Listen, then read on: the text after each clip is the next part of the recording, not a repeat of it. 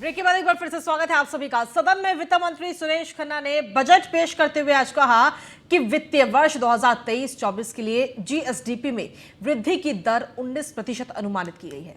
वैश्विक मंदी के दौर में प्रदेश की अर्थव्यवस्था की विकास दर उत्साहजनक है। साल 2017 के पहले प्रदेश की बेरोजगारी दर 14.4% था। आज ये घटकर लगभग 4.2% हो गया। साथ ही उन्होंने कहा कि Uttar Pradesh global investor summit 2023 में 25,000 से ज्यादा निवेशकों द्वारा हिस्सा लिया गया। किसानों के लिए बजट की चर्चा करते हुए उन्होंने कहा कि 46,22,000 गन्ना किसानों को साल 2017 से लेकर अब तक 1,96,000 करोड़ रुपए से ज्यादा का रिकॉर्ड गन्ना मूल्य भुगतान कराया गया, जो साल 2012 से 2017 तक की अवधि में किए गए कुल गन्ना मूल्य भुगतान 95,125 करोड़ रुपए से ज्यादा है। वहीं वित्त मंत्री सुरेश खन्ना ने कहा कि स्वामी विवेकानंद युवा सशक्तिकरण योजना के पात्र छात्र छात्राओं को टैबलेट स्मार्टफोन देने हेतु वित्तीय वर्ष 2023-24 के बजट में 3600 करोड़ रुपए की भी व्यवस्था प्रस्तावित है। उत्तर प्रदेश सूचना प्रौद्योगिकी एवं स्टार्टअप नीति हेतु 60 करोड़ रुपए की व्यवस्था प्रस्तावित है। यूपी वित्त मंत्री सुरेश खन्ना ने आगे कहा कि ग्रामीण क्षेत्रों में युवा उद्यमियों को एग्रीटेक स्टार्टअप्स की स्थापना के लिए प्रोत्साहित करने के उद्देश्य से एग्रीकल्चर एक्सीलेटर फंड के लिए 20 करोड़ रुपए प्रस्तावित किए गए हैं। तो योगी सरकार के दूसरे कार्यकाल का दूसरा बजट आज पेश किया गया। हालांकि इसको लेकर विपक्ष हमेशा एग्रेशन मोड में कहीं ना कहीं नजर आया है।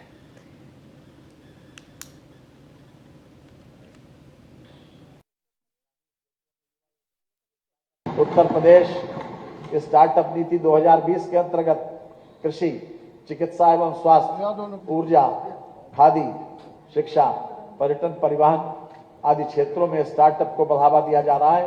प्रदेश में 50 इंक्यूबेटर तथा 7200 स्टार्टअप्स कार्यरत हैं। नीति के अंतर्गत पीजीआई लखनऊ, आईआईटी कानपुर तथा नोएडा परिसर में आर्टिफिशियल इंटेलिजेंस के क्षेत्र में परिचालन प्रारंभ किया जा चुका है। इंक्यूबेटर्स को बढ़ावा देने तथा स्टार्टअप के लिए सीड फंड हेतु 100 करोड़ रुपए की व्यवस्था की गई। उत्तर प्रदेश सूचना और प्रौद्योगिकी एवं स्टार्टअप नीति के हेतु 60 करोड़ रुपए की व्यवस्था प्रस्तावित है। ग्रामीण क्षेत्रों में युवा स्टार्टअप्स की स्थापना के लिए प्रोत्साहित करने के उद्देश्य से एग्रीकल्चर एक्सीलेटर फंड के लिए 20 करोड़ रुपए प्रस्तावित है। प्रदेश के राजकीय माध्यमिक विद्यालयों में अध्ययनरत छात्रों को रोजगारोन्मुखी व्यावसायिक कोर्सेज स्किल्स में प्रशिक्षण देने की योजना के तहत कौशल विकास मिशन के माध्यम से 6 वर्षों में 12 लाख से अधिक युवाओं को प्रशिक्षित किया गया तथा 4,88,000 युवाओं को प्रतिष्ठित कंपनियों में सेवा योजित कराया गया।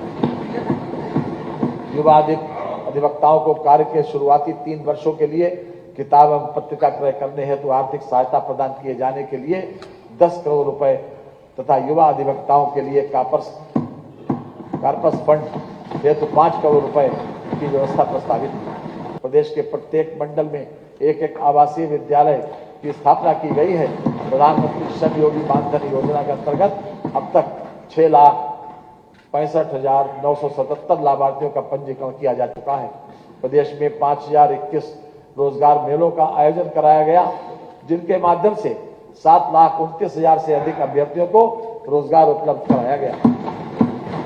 प्रदेश के सर्वाधिक बाल श्रम से प्रभावित जिलों के हॉट स्पॉट को चिन्हित करते हुए 490 ग्राम पंचायतों और शहरी वार्डों को बाल श्रम मुक्त घोषित कर नया सवेरा योजना का संचालन किया गया, जिनमें 30,287 बच्चों को शिक्षा की मुख्य धारा से जोड़ा गया। असंगठित क्षेत्र के कर्मकारों हेतु संचालित मुख्यमंत्री जन आरोग्य योजना हेतु 100 करोड़ रुपए की व्यवस्था प्रस्तावित है। उत्तर प्रदेश तो आज योगी सरकार की तरफ से बजट पेश किया गया। वित्त मंत्री सुरेश खन्ना ने यह बजट पेश किया, लेकिन आज के इस बजट को विपक्ष कैसे देखता है, विपक्ष की क्या कुछ प्रतिक्रिया है, इस पर वाकई देखना होगा। और हमारे साथ में हमारे संवाददाता इस वक्त जुड़ गए हैं। एसके वाजपेयी लखनऊ से हमारे संवाददाता जुड़ गए हैं, साथ ही संदीप हमारे साथ जुड़ गए हैं और एसोसिएट एडिटर ब्रजेश श्रीवास्तव हमारे साथ जुड़ गए हैं। सबसे पहले एसके आपसे ही सवाल लेना चाहेंगे कि आज बजट तो पेश किया गया, योगी आदित्यनाथ तो लगातार आज के इस बजट की तारीफ कर रहे हैं कि हर वर्ग को ध्यान में रखा गया, लेकिन विपक्ष वो कैसे देख रहा है आज के इस बजट को? बिल्कुल, मैं अगर विपक्ष की बात करूं तो सपा महासचिव शिवपाल यादव की तरफ से एक ट्वीट आया है और उस ट्वीट के जरिए ये बताने की कोशिश की गई है कि ये बजट पूरी तरीके से गलत है। डिप्टी सीएम ब्रजेश पाठक निकल रहे हैं। सर जिस तरीके से बजट आया है अब तक का सबसे बड़ा बजट उत्तर प्रदेश को नंबर 1 पर लाने वाला बजट और सबको साथ लेकर के चलने वाला बजट। विपक्ष के आरोप मानते हैं धरे रहे, दिशाहीन है, कोई मतलब नहीं।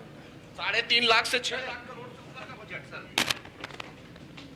डिप्टी सीएम ब्रजेश पाठक हैं जो अभी यहां पहुंचे हैं और सीधे तौर पर वो बता रहे हैं कि उत्तर प्रदेश का जो ये बजट है निश्चित तौर पर अब तक का सबसे बड़ा बजट है, क्योंकि अगर हम 2016-17 की बात करें उस दौरान उत्तर प्रदेश का जो बजट हुआ करता था वो बजट था 3,40,000 करोड़ का, और अभी जो बजट उत्तर प्रदेश का आ रहा है वो कहीं ना कहीं वो बजट सीधे तौर पर 6,90,000 करोड़ से ज्यादा का है।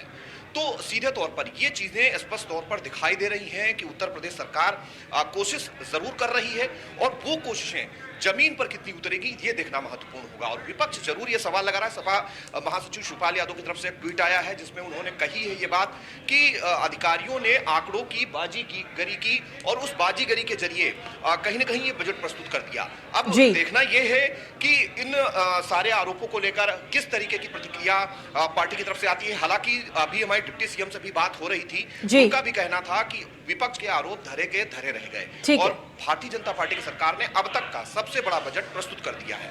ठीक है, हमारे साथ में और भी लोग इस वक्त जुड़े हुए हैं। संदीप कृष्णा हमारे साथ जुड़े हमारे संवाददाता। संदीप, आज के इस बजट को लेकर देखिए जनता में तो काफी उम्मीदें थी कि उनको कहीं ना कहीं कुछ राहत मिल जाए या अलग अलग डिपार्टमेंट की अगर देखा जाए तो क्या उन उम्मीदों पर आज का ये बजट खरा उतर पाया है? देखिए बिल्कुल, उत्तर प्रदेश की योगी आदित्यनाथ की सरकार की अगर बात करते हैं तो हर वर्ष कुछ नया बजट जो है वो लेकर के प्रस्तुत करते हुए आए हैं। इस बार के बजट तो जरूर निश्चित तौर पर सबसे ज्यादा रहा है, लेकिन व्यापारियों को बहुत ज्यादा खुशी नहीं है। इसलिए खुशी रही है कि व्यापारियों को इसमें कोई बहुत ज्यादा लाभ नहीं मिला इस बजट को लेकर के। हम कुछ देर पहले हम व्यापारियों से बातचीत कर रहे थे और आज हम एक शोरूम में भी खड़े हुए हैं जहाँ पे हमारे साथ में कई व्यापारी ऐसे हैं जो अपनी बात कहना चाहेंगे, क्योंकि व्यापारी शायद इस बजट से बहुत ज्यादा खुश नहीं है। सर, कैसे देख रहे हैं इस योगी आदित्यनाथ सरकार के बजट का? श्याम सुंदर अग्रवाल, उत्तर प्रदेश आदर्श व्यापार मंडल से। आज के बजट के अंदर योगी सरकार ने जैसे शिक्षा के क्षेत्र में, चिकित्सा के क्षेत्र में, जल के क्षेत्र में, टूरिज्म के क्षेत्र में तो काफ़ी अच्छा कार्य किया है और उद्योगों के केस में भी काम किया है, लेकिन व्यापारियों के लिए कुछ नहीं किया। हमारा संगठन जो है निरंतर जो है सुरक्षा के दृष्टिकोण से प्रमुख चौराहे पे CCTV कैमरे की मांग करता चला आ रहा है। दूसरा, GST के अंदर जो 10 लाख रुपए का बीमा योजना है पंजीकृत व्यापारियों के लिए, वो ओनली एक्सीडेंटल केस के अंदर है, जिसको जनरल डेथ के ऊपर भी जो है करने की मांग हमारा संगठन हमेशा करता जा रहा है। इसका संबंध में कोई निर्णय नहीं लिया गया है। और भी कुछ लोग हैं हमारे साथ में, उनसे भी हम जानने का प्रयास करेंगे। सर, कैसे देख रहे हैं कि इस बार के जो बजट पेश हुआ है उसमें एजुकेशन को लेकर, स्वास्थ्य को लेकर के कई चीज़ें बातें रखी गई? एजुकेशन को और स्वास्थ्य को लेकर के अगर देखा जाए तो सरकार काम कर रही है, उसमें कहीं कोई दो राय नहीं। मेडिकल कॉलेज के क्षेत्र में ये सरकार बहुत ही अच्छा काम कर रही है, पिछले गत वर्ष से भी बहुत अच्छा काम कर रही है। जो इनकी कोशिश है हर जिले में एक मेडिकल कॉलेज बन जाना, ये वाकई उत्तर प्रदेश के लिए अकल्पनीय था किसी समय में, और आज की डेट में हमारे आपके लिए गौरव की बात है कि ये सरकार जो है मेडिकल के क्षेत्र में अच्छा काम कर रही है। हालांकि व्यापारी वर्ग कितना खुश? व्यापारी वर्ग के लिए मैं ये बोलूँगा कि व्यापारियों का हुआ ना इनके घोषणा पत्र में था ना अभी है, और व्यापारी चूंकि इनका वोटर है, व्यापारी सिर्फ इस बात से खुश है कि कानून का राज है उत्तर प्रदेश में, तो उसको लगता है कानून का राज है तो हमें सब कुछ मिल जाएगा, जबकि व्यापारियों के लिए बहुत कुछ जरूरत है। बिल्कुल निश्चित तौर पे इनका जो कहना है कि व्यापारियों को जो सुरक्षित है वो उत्तर प्रदेश की सरकार है उसमें सुरक्षित है। जी ठीक है, एसोसिएट एडिटर ब्रजेश श्रीवास्तव भी हमारे साथ जुड़े हुए हैं। ब्रजेश जी, देखिए लगातार ये कहा जा रहा था कि ये कहीं ना कहीं चुनावी बजट होगा, क्योंकि 2024 में लोकसभा के चुनाव है और लोकसभा की 80 सीटें अकेले उत्तर प्रदेश से आती हैं और बीजेपी की ये तैयारी है, ये लक्ष्य है कि उन 80 की 80 सीटों पर कमल खिलाया जाए। तो क्या आज का ये बजट जो है वो 80 सीटों पर कमल खिलाने में भूमिका निभा पाएगा? जा रहे हैं या नहीं जीतने जा रहे हैं, सवाल यह है कि इस 24 करोड़ की इस जनता का भरोसा जीतने जा रहे हैं या नहीं जीतने जा रहे हैं।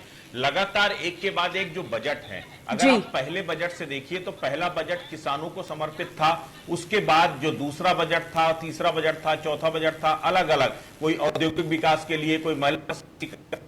जी के लिए जो है आप सोचिए ये कोई इसको अंत लेकर के उत्तर प्रदेश को कैसे हम बजट के उस मुहाने पर आके खड़े हो गए। आप इसको इस पृष्ठभूमि में समझिए कि हम 33 लाख करोड़ से ऊपर का MOU आप सोचिए इसको अंत्योदय से लेकर के उत्तर प्रदेश से आत्मनिर्भर बनाया जाए, हम बजट के उस मुहाने पर आके खड़े हुए हैं। आप इसको इस पृष्ठभूमि में समझिए कि हम 33 लाख करोड़ से ऊपर का MOU उत्तर प्रदेश एक तरह से दोबारा फिर उन वादों का पुलिंदा मात्रा है और कुछ नहीं है, क्योंकि पिछले बजट की जो क्लैरिटी है वो इसमें दिखाई नहीं दे रही है। गरीबों के लिए, युवाओं के लिए, रोजगार के लिहाज से क्या कुछ करना चाहिए, क्या लक्ष्य है, उसको लेकर के कोई क्लैरिटी नहीं है। लेकिन एक बात समझ के चलिए, विपक्ष का काम है अपने तरीके से चीजों को एलेबरेट करना और सरकार पर अटैक करना, वो कर रहे हैं। लेकिन सबसे बड़ी बात यह है कि पूरे बजट को अगर आप देखिए, इंफ्रास्ट्रक्चर को लेकर के जबरदस्त तरीके से काम करने की बात की गई है। यहाँ पर एक्सप्रेसवेज का एक संजाल है, लेकिन उसके बाद उसको और आगे बढ़ाने की बात की गई है। मेडिकल कॉलेज को जो है कि 14 और नए मेडिकल कॉलेज खोलने की बात की गई है। गांव से लेकर सड़कों को कनेक्टिविटी को बढ़ाने की बात की गई है। इरिगेशन खास करके जिस तरह से जल शक्ति बनाया गया, तो जल शक्ति चतुर्दिक अलग अलग योजनाओं के लिए अलग अलग फंड एलोकेट किए गए। दो बुनियादी चीजें हैं, राजकोषीय घाटा कम होगा, ये भरोसा जताया गया है। महंगाई दर पहले से कम स्तर में पहुंची है, ये अपने आप में एक खास बात है। आप किसी भी प्रदेश के विकास को किस इंडेक्स के नापते हैं? एक तो ये कि आपकी जो पेइंग कैपेसिटी है वो बढ़ रही है कि नहीं, एक स्टेट में जो आपका डेफिसिट होता है वो कम हो रहा है कि नहीं, ठीक है। और जो सबसे बड़ी बात होती है महंगाई करेंगे, आपकी जेब हल्की हो रही है या जेब में कुछ आपके पास बैलेंस आ रहा है, उसके आधार पर, उस आधार पर इस बजट को आप सेटिस्फैक्टरी मान सकते हैं।